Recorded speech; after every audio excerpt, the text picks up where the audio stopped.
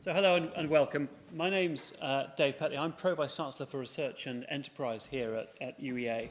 And welcome to this inaugural lecture. One of the great pleasures of my role as PVC here is the opportunity to work with our researchers across the entire institution. And perhaps the greatest pleasure of all is the opportunity to come along to inaugural lectures and listen to some of our very best professors talking with passion about the research that they've undertaken through their careers. So welcome to tonight's inaugural lecture. I'm delighted to be introducing Professor Richard Harvey. He's Professor of Computer Science here at UEA. Richard trained as an electrical engineer and completed his PhD in the application of statistical estimation theory in problems of underwater acoustics. He worked for the Plessey and Marconi companies, some of us remember them, I guess, in underwater acoustics. As an acoustician and scientist before joining UEA in 1993, where he is Professor of Computer Science and runs a group of scientists conducting research in computer vision. He's authored over 100 publications in the areas of signal processing, computer vision, and artificial intelligence. His current project involves teaching a computer to lip-read humans in multiple languages. Richard is one of the people that we would consider to be a truly great citizen of UEA. He's Academic Director of Admissions here at the university, where he's responsible for the admissions and outreach strategy for the university across all categories of students. He currently sits on the UCAS Council and has served on several national bodies in admissions matters. He also leads the university's internationalization agenda, responsible for developing partnerships and exploring international links. And what he probably won't tell you is he flew in this morning from Saudi Arabia. Richard has a long-held interest in technology exploitation and has founded and run a number of spin-out companies. He currently chairs the investment committee for the Low Carbon Innovation Fund, a £25 million venture that is focused on low-carbon businesses in the Eastern region. He has helped to develop the university's online strategy and has been an early adopter of electronic teaching from the start of his career in the 1980s. I'd like to extend a warm welcome to all visitors to the University of East Anglia tonight. It's great to see you here. And we'll now ask Professor Richard Harvey to present his inaugural lecture. Richard.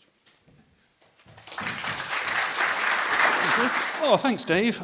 I can barely wait to hear myself talk after that introduction. I feel deeply honoured. So great. Lovely to see everyone. Now, and also greetings to the online community who are joining us live this evening, including 3 or 4 people who were with me in Riyadh in Saudi Arabia. And for reasons that will become evident, that might be a little bit of a challenge because we're going to cover some material in this lecture which you would not normally cover in lectures in a bar in Riyadh. So let's see how we go. Now, this title of this lecture, I was inspired by the Hitchhikers Guide to the Galaxy. And for those of you who don't know the Hitchhikers Guide for the Galaxy, let me sort of give you a quick reminder.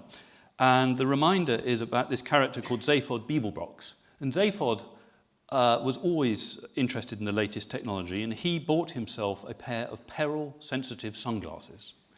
And the peril sensitive sunglasses were brilliant devices because when faced with any peril or danger, they immediately went black, thus insulating the person from any knowledge of the incoming danger. Yeah, these are the greatest shades in the known sky. Just take a look at the caution.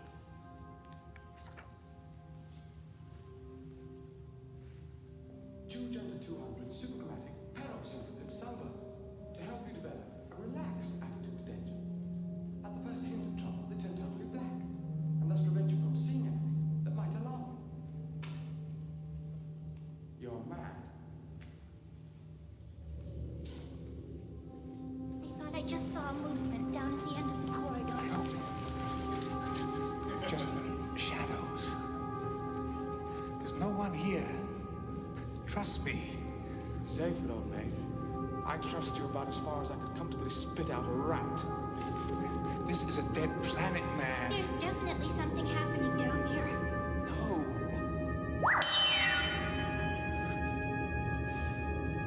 Listen.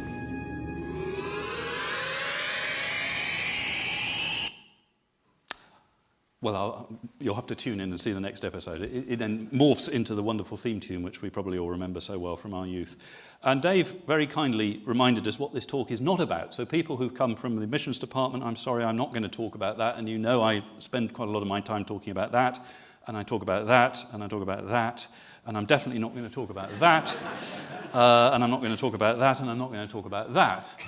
What I want to talk about is some stuff that I've been working on in relatively recently, and I'm going to pick a few topics, not everything I work on, but just some things that I thought were interesting, and also things that are going to enliven us this evening. And you know what you have to do in marketing. You need some nice, quick words that will describe your presentation. And here is my presentation in 3 words. I'm going to talk about that, I'm going to talk about that, and I'm going to talk about that.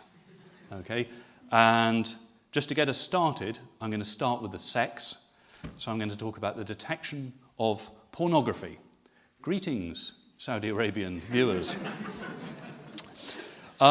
This was some work we did some time ago. The reason I've selected these things is because there's always a take-home from a lecture. And the idea is that everyone in this lecture will walk out of these doors knowing at least the terminology of computer vision and machine learning. It might not know a lot about it, but you'll know the terminology, which will, I hope will be, that's my little gift to you. So, this pornography problem. In the early 1990s, email was a big discovery for a lot of people. And people had a nasty habit of attaching things on the bottom of their email that really shouldn't have been attached to the bottom of their email. And in this country, and in the United States of America, email is treated as tantamount to written correspondence on headed notepaper.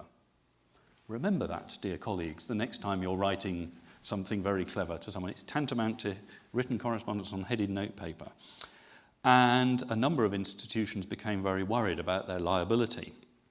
So they approached us, a company approached us, a wonderful company called Integralis at the time, and later became Content Technologies and then Baltimore Technologies, to see whether we could build a system that would automatically detect what was on image attachments. And the great problem with image attachments, of course, is like the problem with all obscenity and all difficult images, is offence is in the minds of the user. This is an advertisement by Greenpeace, and it appeared in a Sunday newspaper. I wouldn't count it as inoffensive myself, but this is the sort of thing you have to contend with. Now, when you're faced with this problem, the usual approach that's used in technology of this type is to search for keywords. And the idea is that you can't really analyse what's in the image, but you can analyse what's around the image. You can analyse the text. And this has become known in the industry as the spanking nuns approach. Spanking nuns containing the ultimate offence of violence, religious offence, and sexual connotation in only 2 words. Actually, is your challenge, ladies and gentlemen, if you can think of a spanking nuns in 1 word, then you're a better person than I, but I will leave that for the beer afterwards. Oh, beer. Sorry about that, Saudi Arabia. We have a drink after this lecture. You are supping down on your non-alcoholic beer, colleagues, which I'm sure is very delicious. So how did we go about doing this? Well, the basic approach we adopted is the sort of hierarchy that you would see in most computer vision systems. And we did 3 things, one after another. And I'm going to come back to them in this lecture so that you have a sort of feeling as to what they might be. The first thing is, where is the thing that you need to deal with? That's the segmentation problem. Then we're going to extract some numbers that describe that thing. Those are called features, and we would call that feature extraction. And then the final stage is we're going to make some decisions about what it is. That last stage is usually called classification. So in this problem, first job, build a skin detector. And that turns out to be relatively easy. There are a number of skin detectors out there. Next job, extract some numbers. And they might be, and this is the art, by the way, of pattern recognition. There isn't an excellent way of extracting features. You often have to just sort of stuck it in the sea, well, you think, well, I'm interested in pornography. Maybe the amount of skin would be a relevant feature. Maybe the number of skin blobs would be a relevant feature. And you iterate. So you make some choices, you try it, see what happens, and if you don't like it, you try some different choices. Now, there are better ways of doing this nowadays, but that's the basic tenet. So we're going to extract some numbers. And then those numbers you can represent graphically, just so you can understand what's going on. So if we took an image like this, another image with sexual connotations, and we would extract some numbers from it, maybe 3 numbers. And you could visualize those numbers in 3 dimensions. So off they go. We can think of them populating a 3-dimensional space. And what I'm drawing over here on the right is what mathematicians and machine learning people would call the feature space. And so that pink blob in the right-hand side, that represents the image over there on the left. And you can imagine doing that for all of your images. So each one of the images, you extract these features, and each one of those features is represented by one of these blobs in the image on the right. Okay so far? Everyone happy with that? Cool, right. So over on the left-hand side is all of these images, and these would usually be called the training data. So just to simplify things a bit, what we might do is just collect them together, like that, and those are the feature vectors over there, and those are what are called the classes, and on the top we have the training data, and then given some new data, which we haven't seen before, in blue, we want to ask ourselves, what sort of class could that be? Okay, so that's the whole of machine learning set out for you in 3 minutes. Right? That is the problem in machine learning. Given some training, can I work out, given some unseen point, what type of thing it is? And I've used colours here, but you might use symbols, you might use any one of those things. Okay, so that's the basic idea of the whole lecture. If you've got that, excellent. You are potential PhDs in machine learning. In fact, there are plenty of people in the audience who are potential PhDs in machine learning. So, one of the things you have to do if you're going to tackle this sort of problem is collect a lot of data. The more data you can collect, the better your understanding about feature space will be, the more sophisticated your machine learning algorithms will be, and the better your system will perform. So I had a very nice graduate student called Alison Bosson, who very carefully scanned through a large number of emails and trapped about 11,000 images, and she went through all of these and categorized them. And these are the classes. So she said, I'm going to declare that these are called portraits. I'm going to declare that these are called graphics. And I'm going to declare that these are called people. It's a matter of opinion whether these things are or not. And miscellaneous. And, well, there's 2 other classes which I haven't shown you. Now, just before I get there, if you are in the bar in Saudi Arabia, you might just turn the laptop around. There's a very useful Arabic word, ladies and gentlemen, the 3 of you who are watching this from Riyadh, mudaneb, okay? Guilty, it means guilty. Okay, so you might need that word. Here we go. There's the nudity and there's the pornography. Okay, I didn't show you the pornography, I just showed you the skin masks. Feed that into your machine learning system, and we're going to measure how effective it is using something called a confusion matrix. So what we might do is we might ask ourselves, given one of these classes, say porn, how accurately can we identify it as porn? So how you would read this is the probability really was porn, given that, the probability that it was identified as porn, given that it really was porn, is 0.89. So we could look across all of those classes, and these are real results from a real system. And you could expand that out to all of these classes, and that's typically the way you might summarize one of these machine learning systems. It's called a confusion matrix because it shows you all of the confusions. Now, ideally, all of those numbers on the on diagonal would be 1. So you would like the probability that you get this class miscellaneous right to be 1, and you'd like the probability you misidentify it as 0. You can't have that. That's very unrealistic. And it's rather confusing looking at this large number of classes. So if I just summarize them into 2 little classes, which I'll call naughty and innocent, this is in fact the real performance of the system we developed. Right. What's the problem with that? We can go interactive at this stage. What do you think the problem is with this confusion matrix. Somebody whispered the right answer, which is exactly right. The problem is false alarms.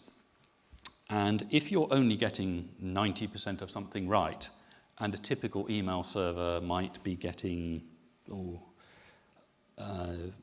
20, 30,000 image attachments in an hour, you can imagine that you've got an awful lot of false alarms. You've got an awful lot to go wrong.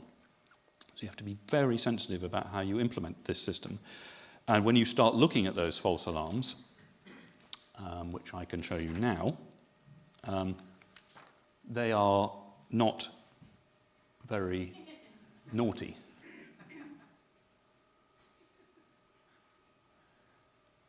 Yes. Our system has a strange and paranoid fantasy about furniture. Now, what can you do? Because you're always going to have this problem. So the way the guys implemented this in reality was very interesting. What they did was they, instead of blocking the emails, which would have been very annoying, they popped up a little notice which said, we have scanned your image attachment, and it looks like it might be naughty. Don't worry, we haven't blocked your email, we've taken a copy. And we've put it in this quarantine area, and at some time later, the system admin will log in and look at the email.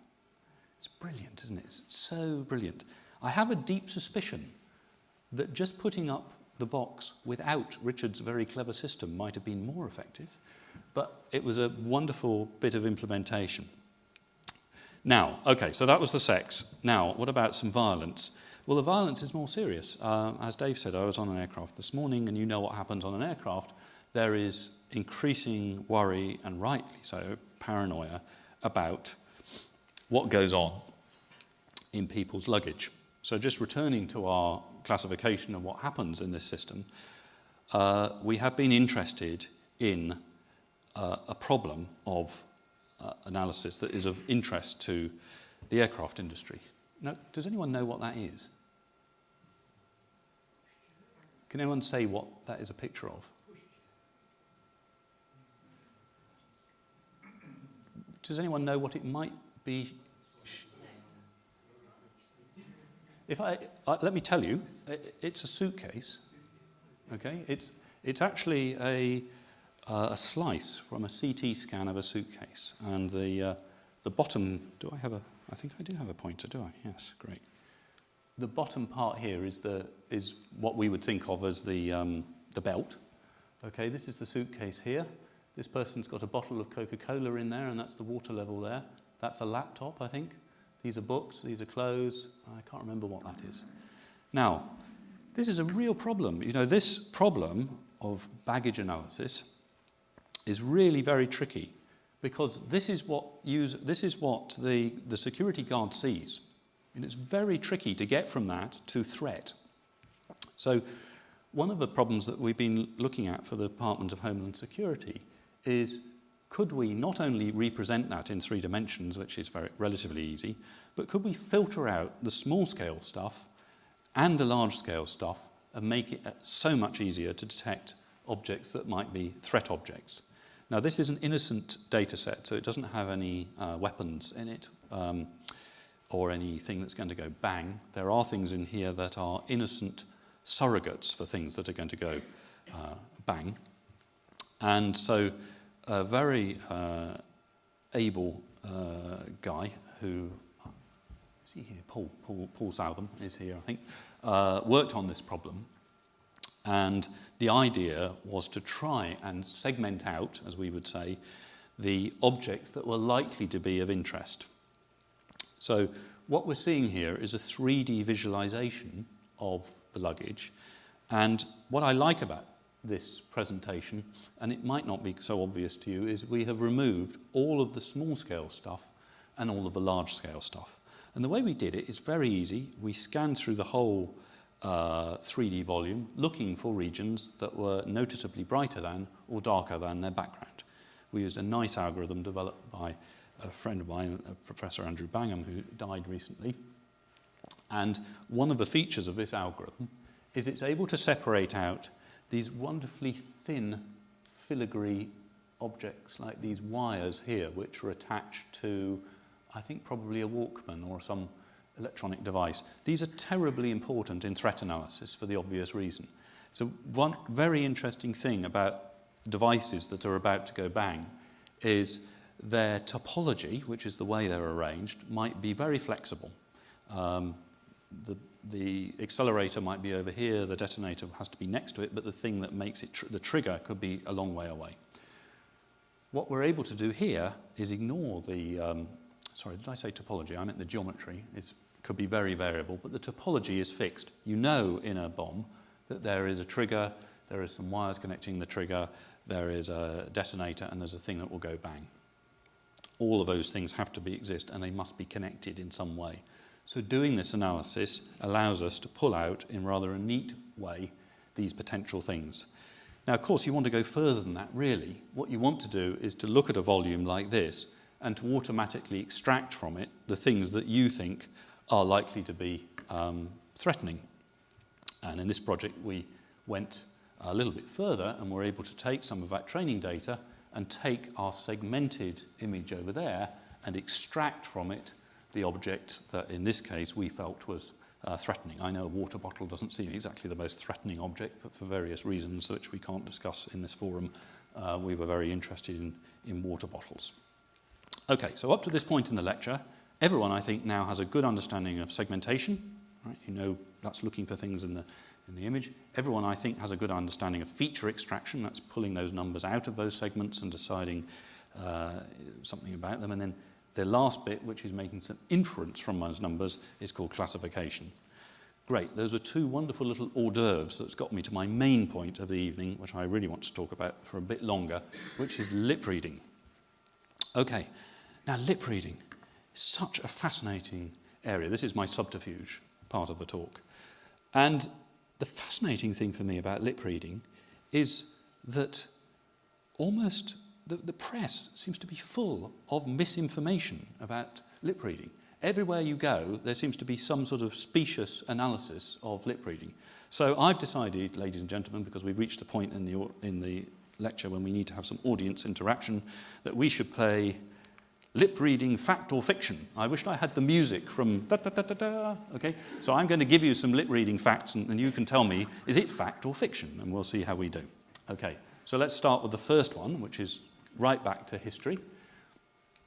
This is wonderful Benjamin Franklin, that wonderful US inventor. And what Franklin invented a number of things, but he was particularly proud of his invention of bifocal spectacles. Once you're my age, you're very enthusiastic about bifocal spectacles. And he found them extremely convenient. But look what he discovered. He said that when one's ears are not well accustomed to the sounds of a language, a sight of the movements and the features of him that speaks helps to explain, so that I understand French better with the help of my spectacles. How true that is. You know, well, let me ask you. I assume you accept that as a truth. By the way, while we're on what I like about Benjamin Franklin is he's also famous for this wonderful quote, which I think corresponds very precisely with my view of God. So Franklin was able to, very early on in his career, determine that his audio perception of French was improved somehow by his vision. And for those of you who've had to speak a foreign language on telephone, you will recognise, I expect, the fear and sort of grim sort of feeling of having to speak Italian on the telephone, which is not a pleasant experience compared to speaking face-to-face with someone, or whatever your bad second language of choice is.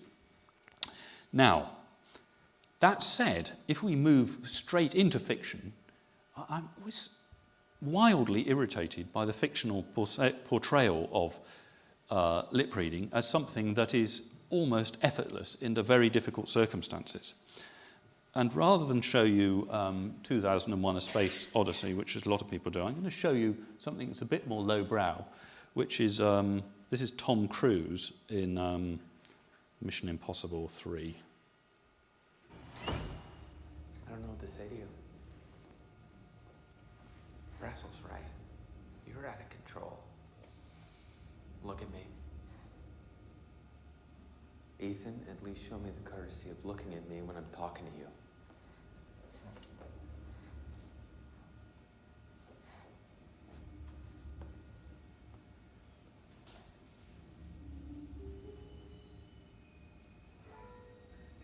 It's just,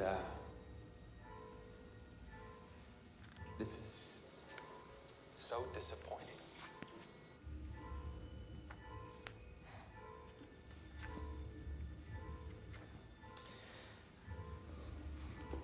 I wish there was something I could do to help you, but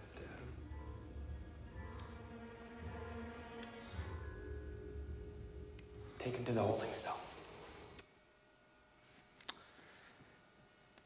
Yes. Who thinks that's a realistic portrayal of reality? No one. Good. Yeah, it's a very challenging situation. That not only can Tom Cruise apparently lip read, he does it in other Mission Impossible films with great ease, but he can lip read Chinese as well, which is a particularly difficult language to lip read for reasons that might come up later on in this talk.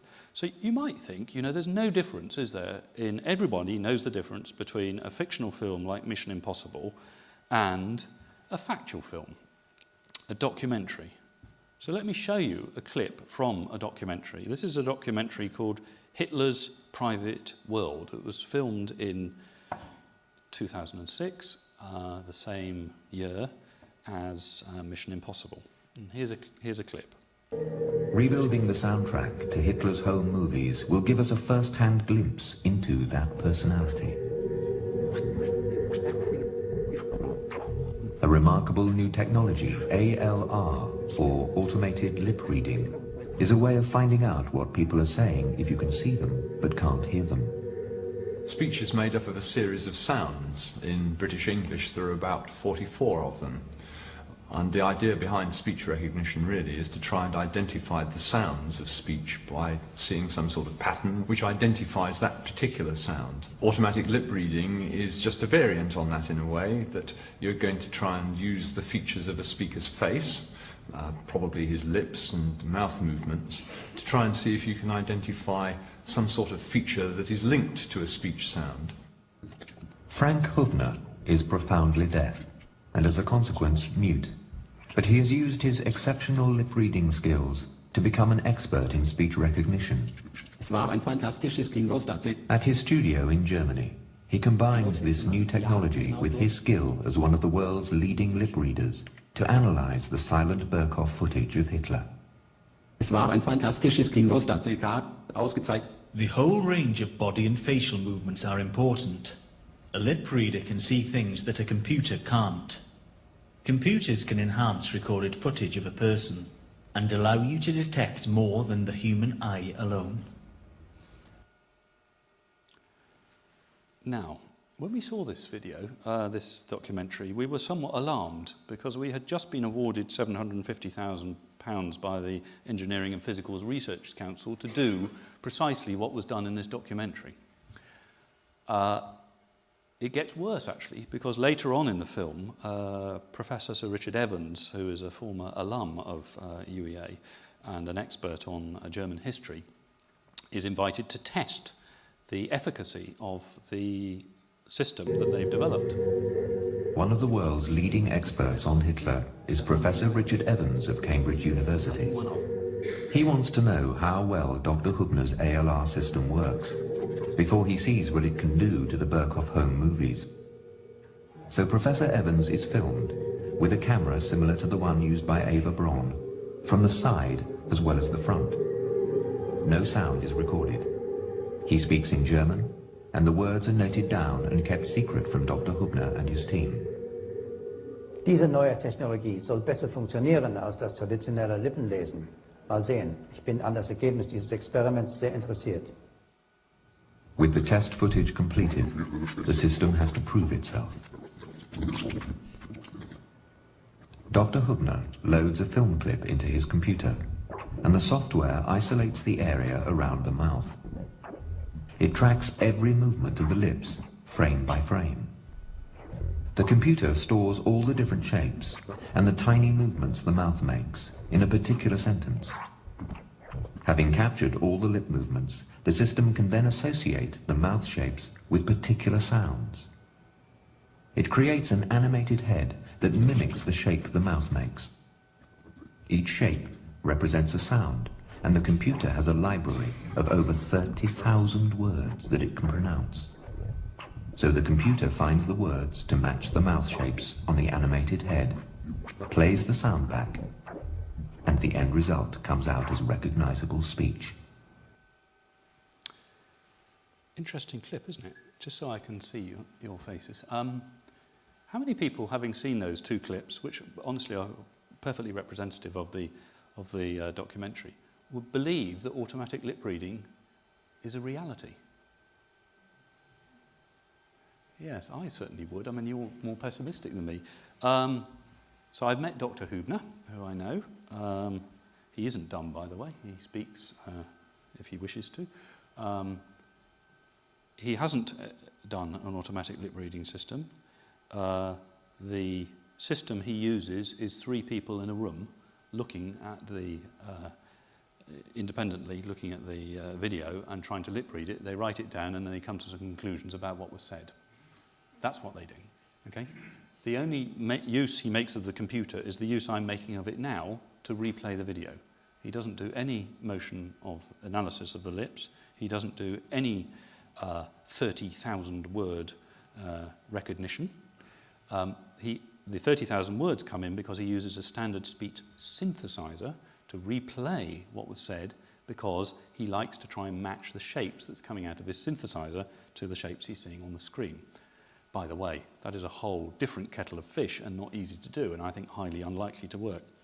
It's a completely dishonest portrayal of what had happened. Now, I shouldn't be surprised. You're much more sensible than me and are not surprised to see lies in documentaries, but what I'm giving you an impression of is that this skill of lip reading is not at all easy to get a bead on. You know, it's a highly slippery and mercurial skill. And I want to come back to this. Now, I should have kept the lights up, so let's just have a look. Now, can anyone in this audience lip read? Okay, you're all wrong. I mean, you can all lip read. And I'm going to prove it to you now, I hope. So in a moment, I'm going to play you a video clip.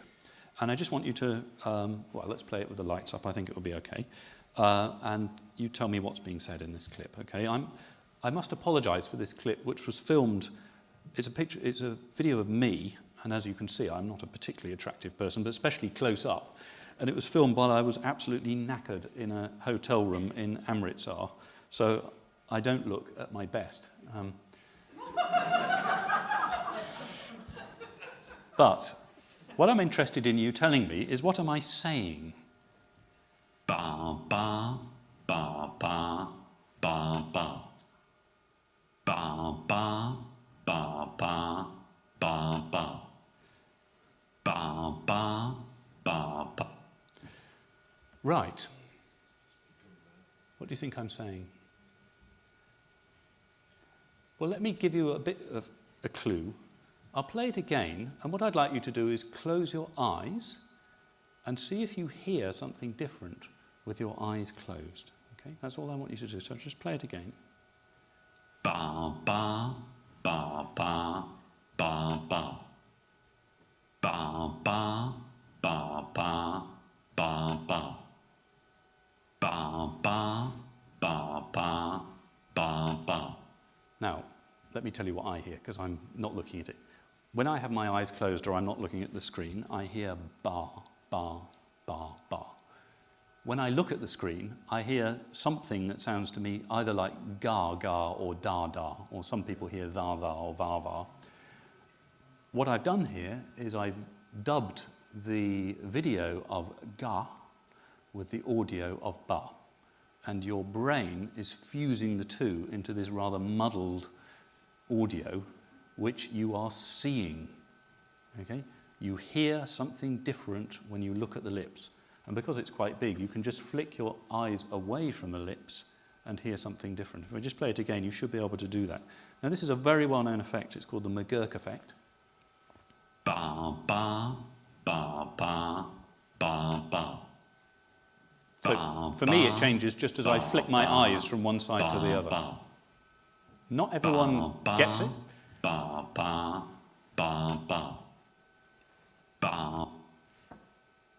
So can you see if I silence it? This is ga. Now this is a very well-known effect. Almost everyone has this, is fooled by this fusion, and it's evidence, it is used as evidence that even people who don't think they can lip read. If I do this, for example, and I cover my lips, you can feel your cognitive load increasing a bit as you are struggling to just understand what I'm saying on the audio channel alone. Now the McGurk effect is become a bit of a source of comedy in our area, because having seen it worked, obviously it would work in Chinese or Italian or any language. The effect is there in your brain. It doesn't matter what you speak. Nevertheless, psychologists seem to have a small living to be made in repeating the McGurk effect in Japanese, the McGurk effect in Chinese. Yes, the McGurk effect works in all languages. It even works, our ultimate comedy paper, which we did accept at a conference we were running, was the McGurk effect in spoons. The McGurk effect exists in spoons. So if you take a video of a steel spoon being hit, it goes ping, and you take a wooden spoon that's being hit, thunk, and you mix them up, people will confuse the spoons. Yeah. To me, this is the ultimate trivial research, but anyway, there you go. Now, let's try a more difficult one to see if you can do this. I think you might not be able to do this, but let's see. I'm going to play you a video of a lady who is bilingual, and in one of these videos, she is reading the United Nations Declaration on Human Rights in English, and in the other one of those videos, she is reading it in French. I can see at least one native French speaker in the audience, so let's give him a chance by dipping the lights. Now,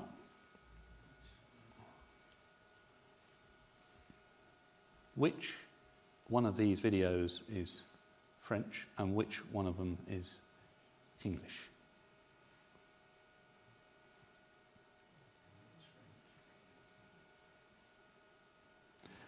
Right, let's have a vote. Who thinks it's French on the right? Who thinks it's French on the left? That's a victory to the right. Now you want me to... let's turn up the audio so you can hear.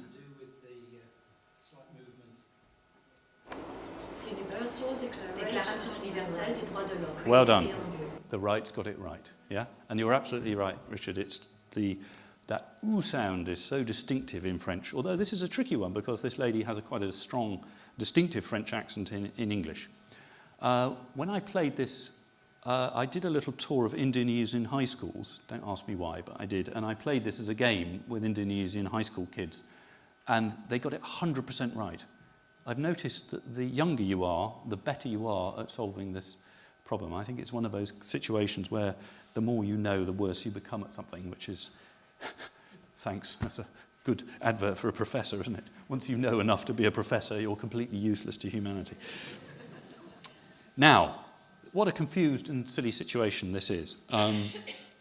But it can be a cause of great entertainment and comedy. And what it means, of course, is that this ambiguity in lip shape can be used to great advantage. So if anyone's seen the Bad Lip Reading channel on YouTube, which has become in the lab, it's become our favourite YouTube channel above all. You can get these wonderful results where you can overdub a very serious event with audio that is less serious but matches the lips.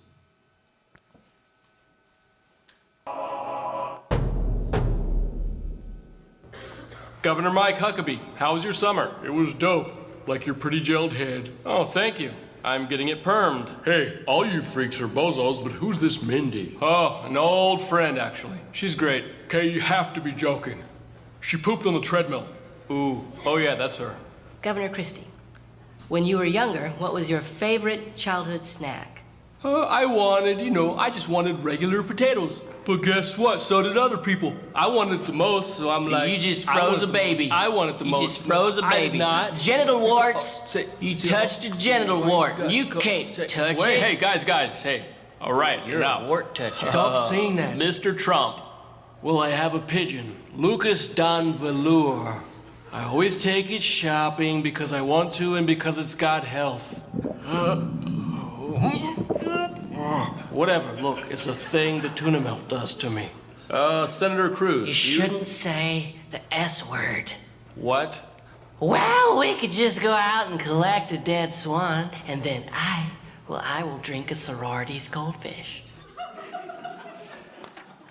It's wonderful, isn't it? Yeah, do have a look at it. Now, of course, what's going on there is that the wonderful imprecision in lip motions is being used to great comic effect.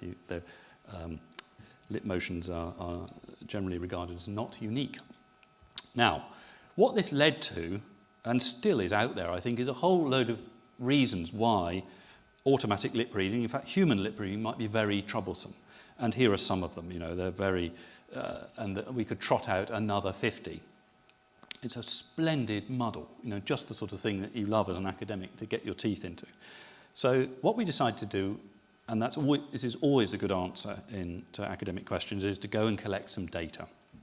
So what we did, in conjunction with the University of Surrey, and most of these handsome-looking people are students or faculty members at the University of Surrey, was record a whole load of video data at different angles, 0, 30 degrees, 45, 60, and 90 degrees, and importantly, fully transcripted and track it.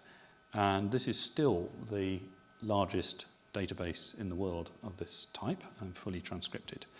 I can give you a sort of feeling for some of these utterances.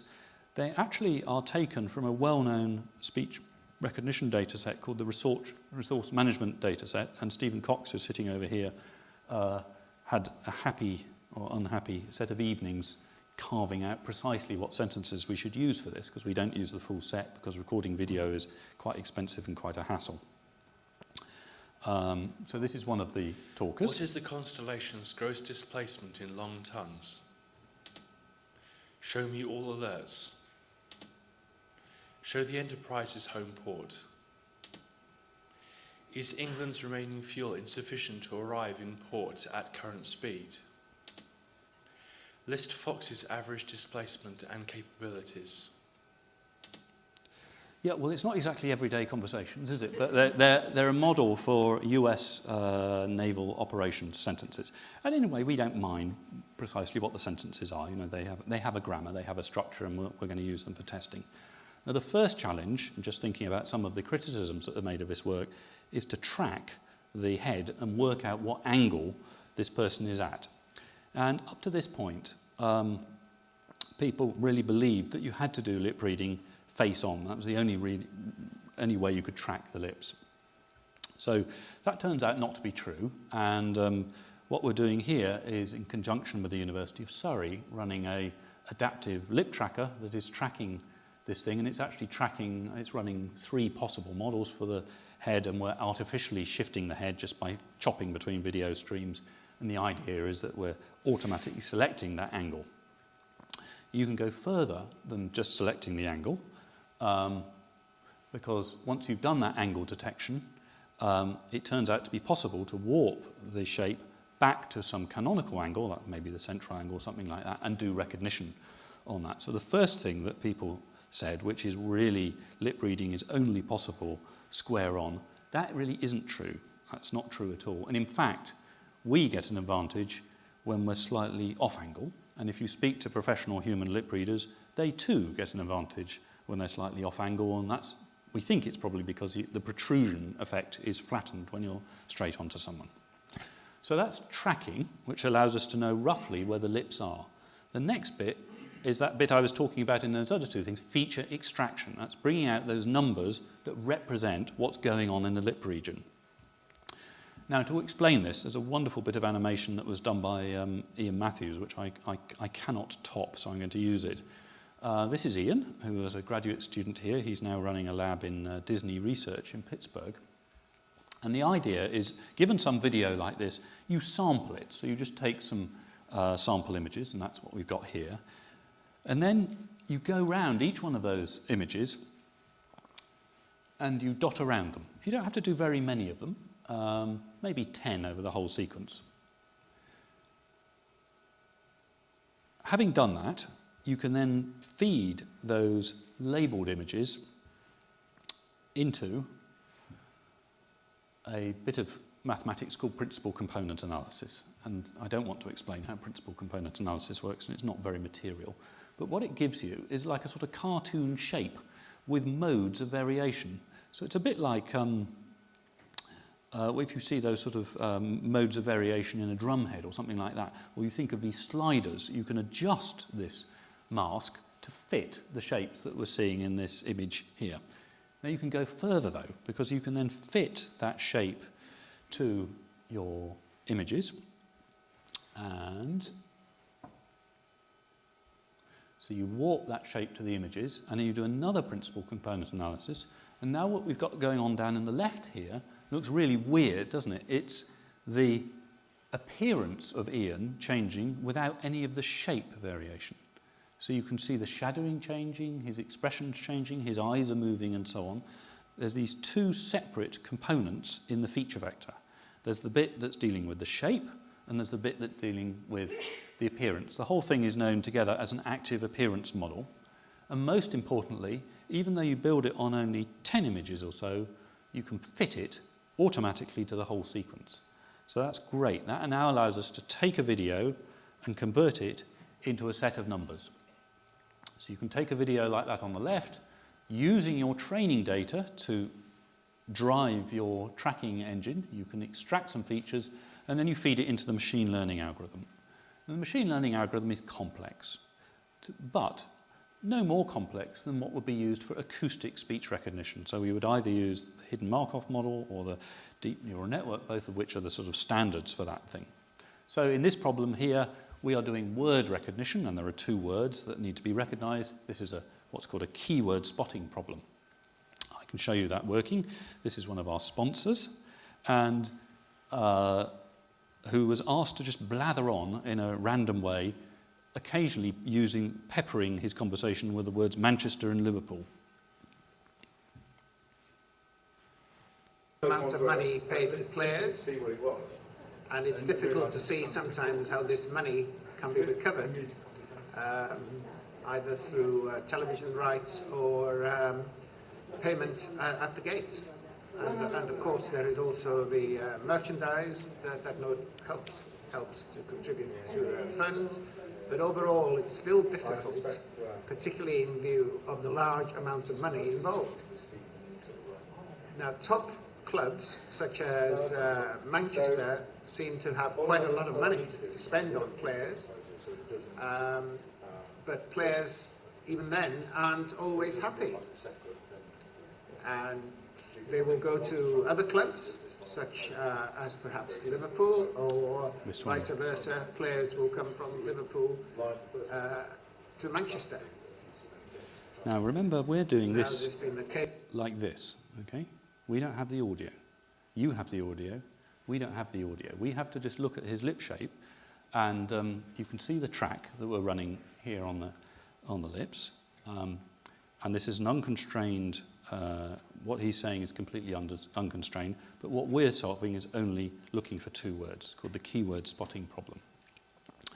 Now, whenever we show this to the experts, they're always deeply unimpressed, and indeed we were deeply unimpressed, and we had to have our arms twisted rotten to do this experiment because we thought it was trivial.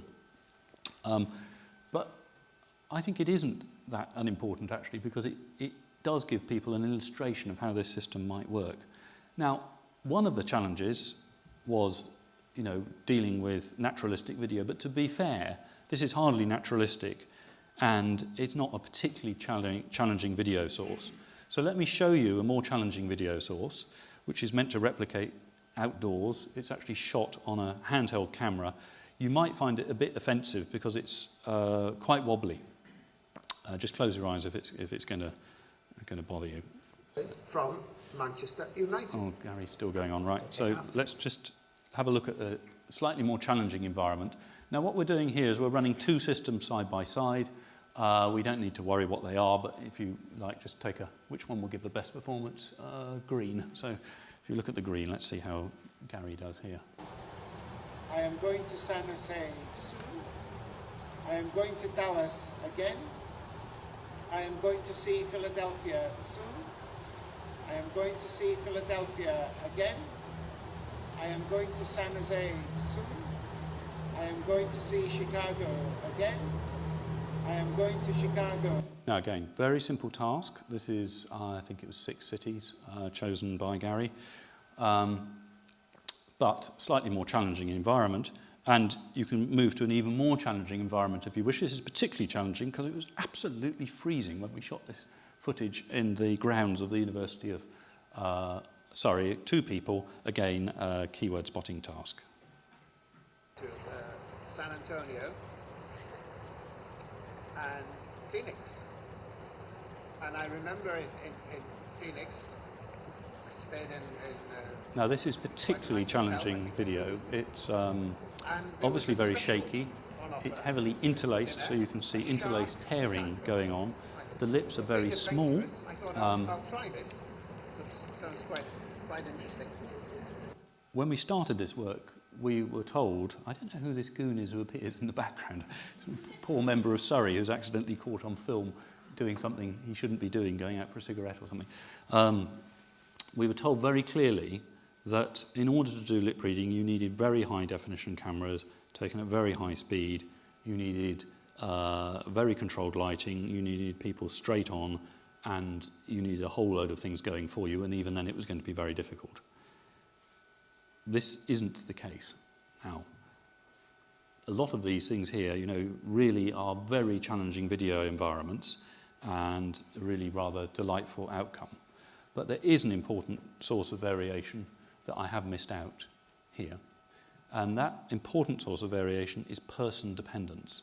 And person dependence is very important in lip reading, and I personally think it's much more important than audio dependence. The thing about audio dependence is when you were learning to speak, probably someone sort of slapped you around the head and said, don't put the emphasis on the wrong syllable. You know, you were told how to speak.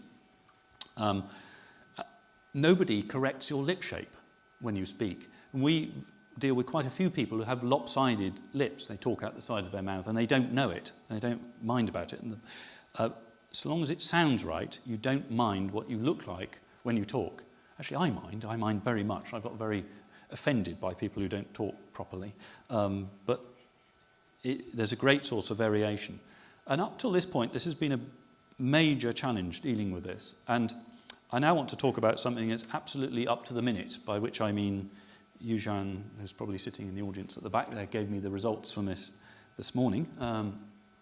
And what we're trying to do here is correct, using a number of technical interventions, the problem of person dependence. And rather than explain what each one of these interventions are, what I'm going to do is show you the results, particularly as time presses upon us. So what I'm doing here, running from left to right, is a series of more and more complex machine learning things. The thing to note is up the top, we've got word accuracy up here. This is what we would achieve with audio. Okay, so this is what you're used to in a very quiet, nice acoustic environment. And we're slowly creeping up. We're trying to close that gap between the audio and the video. This is video only over here. Now then, let's just pop back and have a look at this. What's particularly useful for us out of this video is all of these lines here represent different variations in the tracking. A number of people felt that tracking the lips was one of the things that was likely to be sort of poleaxe our performance. Without tracking the lips, there was no chance of getting effective video. We don't think that's true because these are deliberately degraded trackers. And you can see they all pretty much have the same shape. The thing that matters very much is the type of machine learning you're doing down here. This is the method du jour, which is the deep neural network method here. And what we're doing along here is a series of interventions to deal with person independence. These are the best known lip reading results for person-independent lip reading in the world right now. Now then, final question, how does it compare to humans? So one way of looking at that would be to measure human accuracy on the same data that we were looking at earlier, this strange Opsrums data. And we might measure the human word accuracy, which is up this axis here. We might also measure their phoneme accuracy. That's the accuracy they would make on the units of speech. So let's do that. Now, where do you think... Well, let me ask you this. The experiment I did was we hired 6 professional forensic lip readers. These are people who earn a living looking at videos for journalists and the police and so on. Where do you think the word accuracy of our first... Let's put the lights up and get a bit of interaction. Right, what I'll do is I'll move my laser pointer. Can you see it? Right. Where do you think professional human lip readers sit? So, you think up? Lower? Yeah, you can... Lower, right, okay. You think here? Yeah? These are professional forensic lip readers. If you're interested, the whole job, which was doing a small amount of video, cost us about £5,000. They're very expensive. Right, good. Thank you for getting that wrong. Here's the first lip reader's performance. That's 0, folks. They didn't get a single word right. Okay? Now, to be fair, this was their performance with only a small amount of training and not knowledge of our bizarre vocabulary. You know, it's bizarre, that vocabulary. So if I gave them the vocabulary, do you think their performance would get better or worse? Better. Yeah, I agree. It couldn't get worse. Yeah? Great. It does, okay? Lip reader 4 did indeed... Is that lip reader 4? Got better. Right, let's have a look at some other lip readers. I've only got 6 of these, so don't worry, it won't be too painful.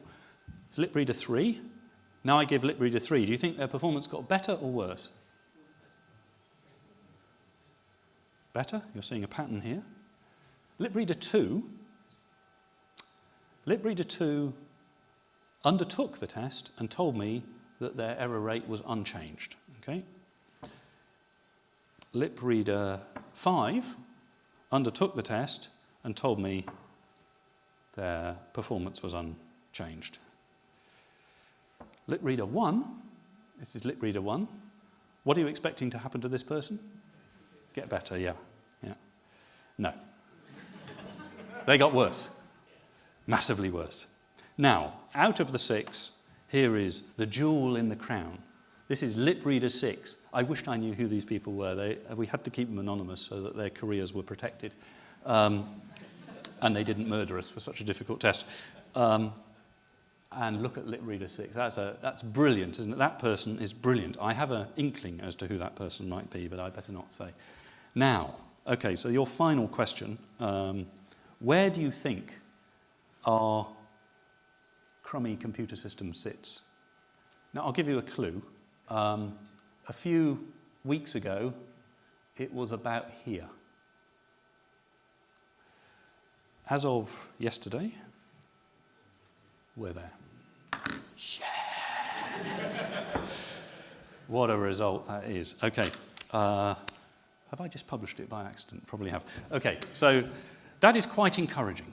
It means that our computer system is achieving the sorts of performance that professional lip readers are going. And we can debate, and we probably will in a moment, whether the tests were skewed towards my system. And I think they probably were. You know, it's just a fact of life. And you can see that when we give our system must have a vocabulary, otherwise it can't do any recognition. Now then, so where does that all leave us? Well, the first thing I want to say is working in computer vision is a really interesting thing to do. And if you're out there thinking, what should I work on next? Why not work on computer vision? So it's a really fascinating thing to do. I'm afraid I didn't really tackle the problem I set up for you, which is how can I really sense peril? And I think you could see from my rather patchy answer that you can't really deal with the problem. I'm afraid Zaphod Beeblebox's sunglasses are a long way off. But I would say that peril in reality does come in many forms, and it is becoming possible to tackle some of those forms quite specifically. Now, just thinking about peril in one of its forms, I thought a good way to end this lecture actually is with one of UEA's alumna, someone called Nina Conti, who has a brilliant act that uses lip reading to its full effect, and here she is.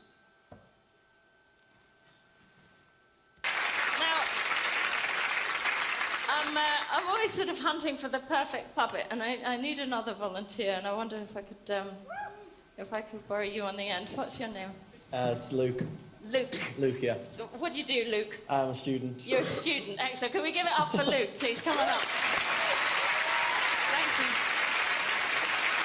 Now, could you stand on that side of me? So, Luke, I'm just going to give you a slight makeover with this mask here. Take your glasses off, thank you. And, oh, can you see? Yeah. Now, this is just a simple mask. It's going to take the heat off you. You're right.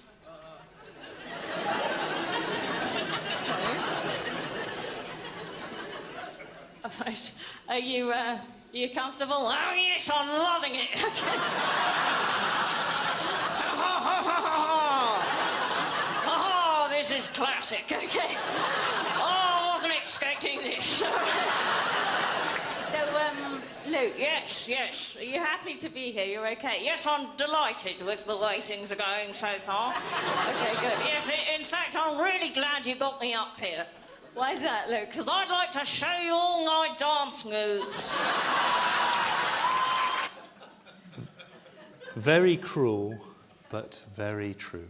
So that, ladies and gentlemen, concludes what I had to say to you, other than to point out that almost everything I've been talking about this evening has been done by a set of very able and talented colleagues and graduate students, and here is a list of some of them. Thank you.